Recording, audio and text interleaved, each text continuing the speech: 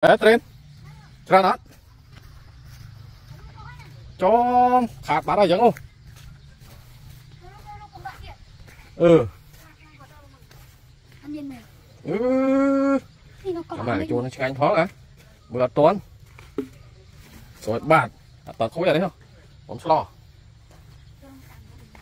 bây giờ bốc thế đấy, cài lại chết.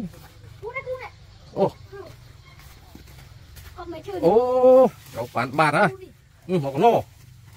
chồng dạ bạt, trời bàn bấm ra xích chẳng ó này, này lùi bán khối ra,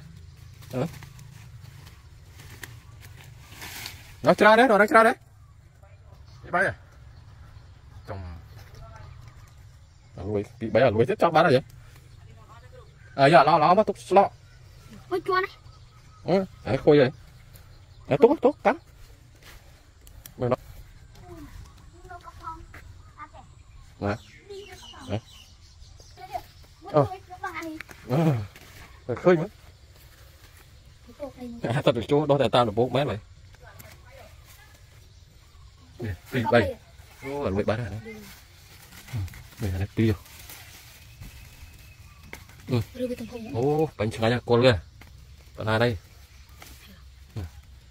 đấy cái chỗ được 4 ấy nó lấy nữa không ô đây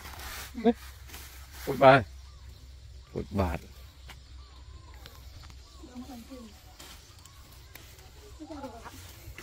chưa hả đọt tiết này chưa vậy mẹ nó thêm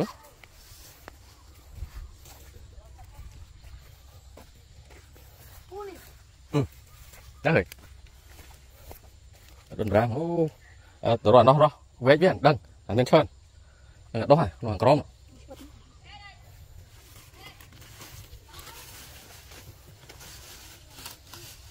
mưa lại đàm xoay đâu tiếp nữa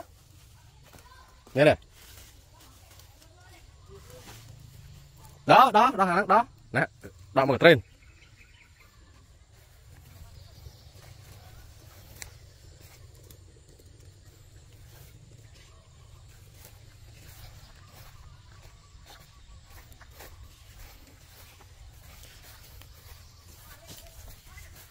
mới cáp đấy toàn đó tôi dạ đó mưa khơi đó là mưa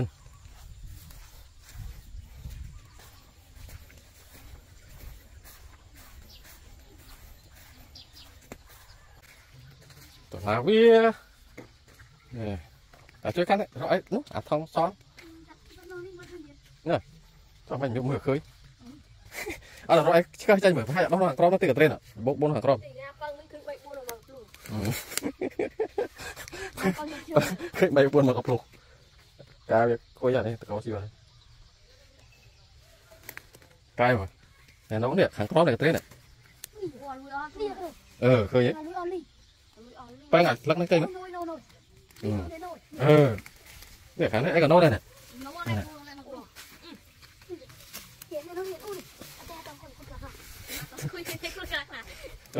mưa mới ô nó chó này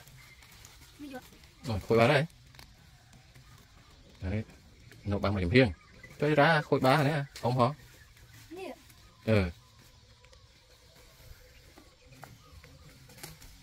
nó hàng tron thiệt ba sẽ đài không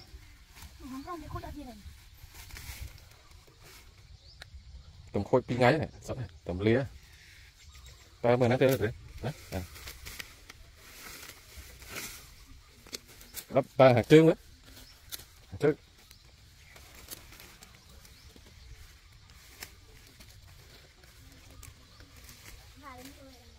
thôi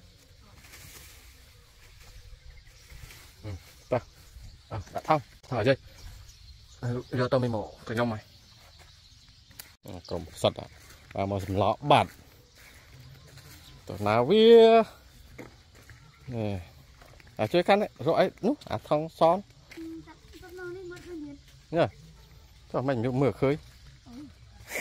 rồi chơi chơi mưa hai đó hàng crom nó từ trên ạ bốn hàng crom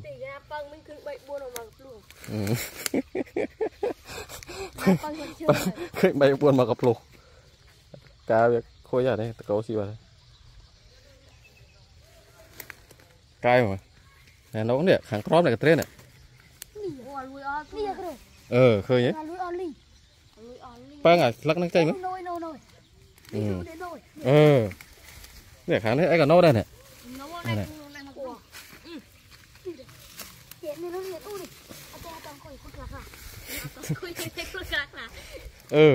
mưa mưa mới nó chưa đó này rồi khôi bà đây đấy nấu ba mà chấm hít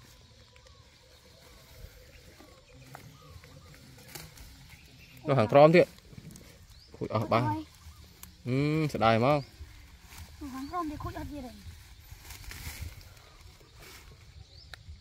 tầm khôi pin ngay này sắt này tầm lía ba mươi năm tới rồi nhé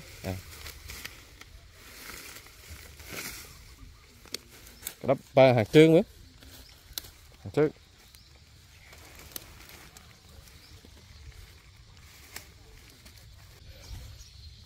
giờ tao mới mổ cái nhom mày bạc này đấy là đọ sao đây mùi đã bay lật nghe bạc này đấy cột tực bà ra đây trâu nghe mong